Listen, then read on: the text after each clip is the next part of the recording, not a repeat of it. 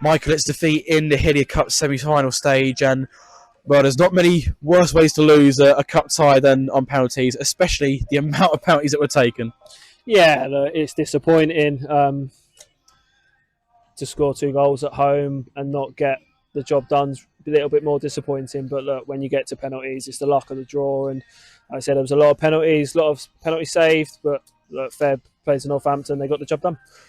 They had to dig in towards the end. They got that late equaliser. But do you feel that your side could have been out of sight earlier in the game? You had a flurry of chances in the first 15 minutes. It was almost like a Northern Premier League game at times. Yeah, look, there was a lot of chances in our head. A lot of chances that were straight at the keeper. Just put them either side and you got more goals. That's probably the more frustrating thing. Look, being honest, we probably just edged the game, but to win the game, probably just didn't do enough in that second half, which is disappointing because went in with a lead and then 45 seconds after kick-off, we've allowed them back into it, given them a bit of momentum. And said they're young lads. Once they got that momentum, they fully took it and they gave us a right good go. You know, a large chunk of that Northampton squad, you see a lot of them during your day-to-day work. So with that in mind, did you expect the game to pan out the way it did? Yeah, look, from being around it, this was a big game for them. You know, obviously, look, this would give them credit. The run they've been on, they've beaten Daventry, they've beaten Kettering, and now beaten us. Like, fair dues to us, they fully deserve where they're at. And for them, it was that never die attitude, going 1-0 down, 2-1 down. They just carried on fighting. They carried on doing what they were good at, getting the balls in wide areas, putting balls in the box, winning free kicks, winning throws. And they got rewards from it. Like I said, they played the game where they can and where they get results, and that's what they did. You were critical of your side's application on Saturday at Coleshill. Do you feel you got that response tonight during the game? Yeah, 100%. Started really well, like you said. There was a bit of a buzz as we started. Like I said, we could have been outside. That's the disappointing thing. We didn't take them chances and we got punished for it. So for me now, it's an even tougher job because the prospect, obviously, a cup final to go into is now gone. So now we've got 8 games of the season left. It's now how we motivate this squad all the way to the end. You effectively had 2 goals in the 47th minute because you opened the scoring on 45+2, but then Northampton have come straight out after the break. They've equalised on 47. It must have been perfect as a manager scoring right on half time, but equally as disappointing to concede straight after the break. Yeah, it was a difficult one because it's that old chestnut, isn't it? They come in, they've done a really good job first half. You give them a lot of praise, a lot of positivity. Just go and do it again, and then maybe look, we've just started a bit complacent. But for us, like I said, it's a poor goal to concede. Like I said, it's a carbon copy of Coleshill at the weekend. It's bouncing around. We don't put our foot through and clear the ball.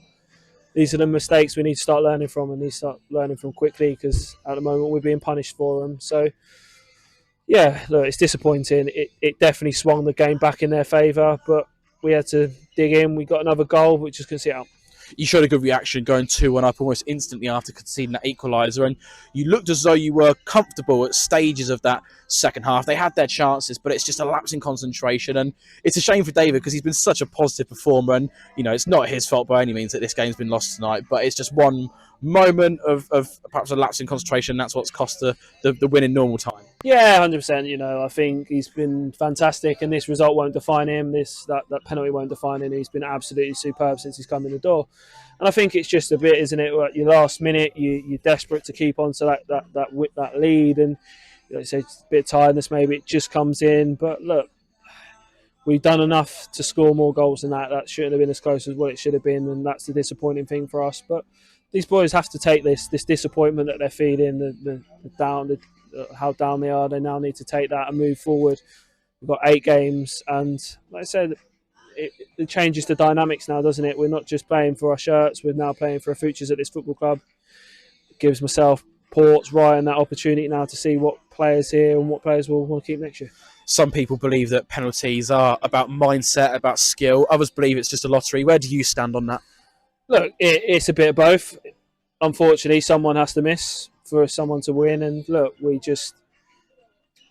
could see the confidence kind of went as the penalties went down the line, and for us, look, it's disappointing, but we go again. Like I said, it won't define us. It's been a fantastic season before this, so we've got to remember that. We've got to pick ourselves up and go again.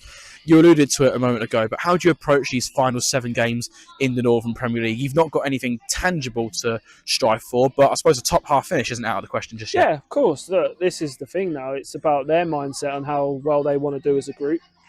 So for us as coach and staff, it changes the mindset now because we now have one eye even more on the future, and we get a bit of a feel for our players now that who's got the right mentality, who wants to be here, who wants to stake a claim for next season. So look, 7 games, we might even bed in some young guns, some 18s that are on the fringes, and have a look at them. Look, it's the beauty of it now. We've got, like I said, the top half finishes in sight, but we can also have a look at others and just, like I said, give everyone an opportunity to show why they want to be here next year.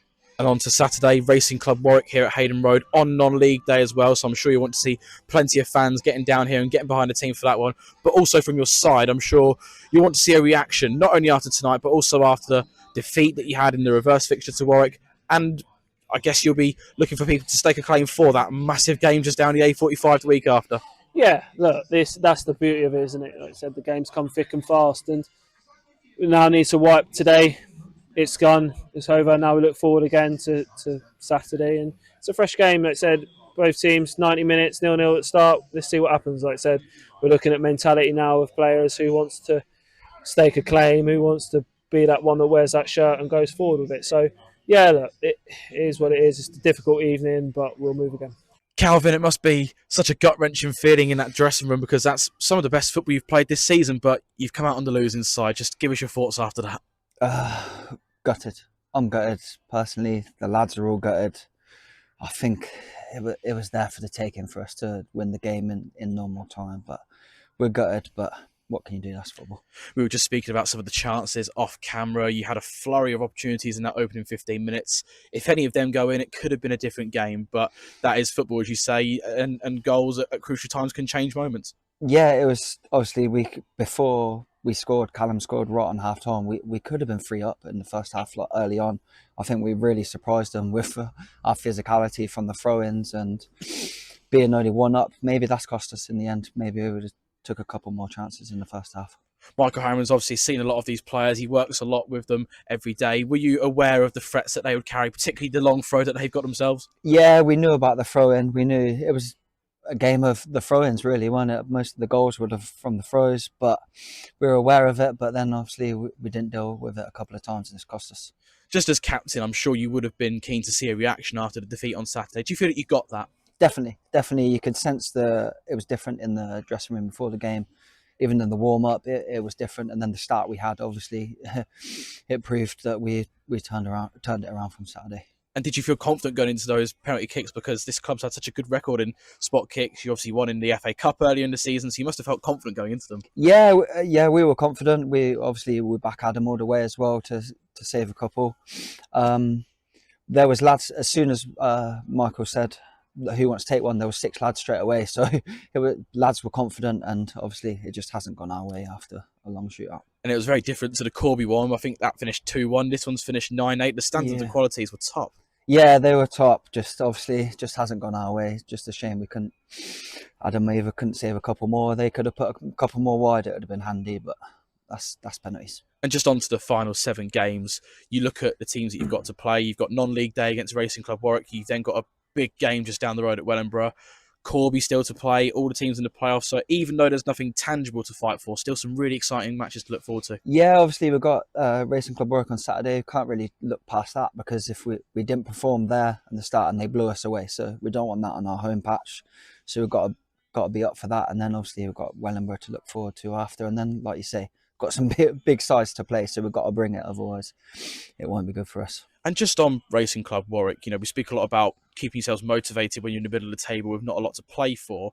When you have a reverse fixture like you did over there, does that just light the fire even more to go and show a reaction? Yeah, it does, because they blew us away with a start, really, and then they were on top for the rest of the game. They were pretty comfortable, and like a lot of people come to watch us here, so we don't want this to happen on our own patch. And just in the dressing room, just tell us about the feeling at the moment. I'm sure you're all gutted after losing the penalty kicks, but have they taken heart from the performance? Yeah, of course. We're all gutted in there, but we're a good group. Everyone's good mates, so we'll just move on for it and try and bring that to Saturday.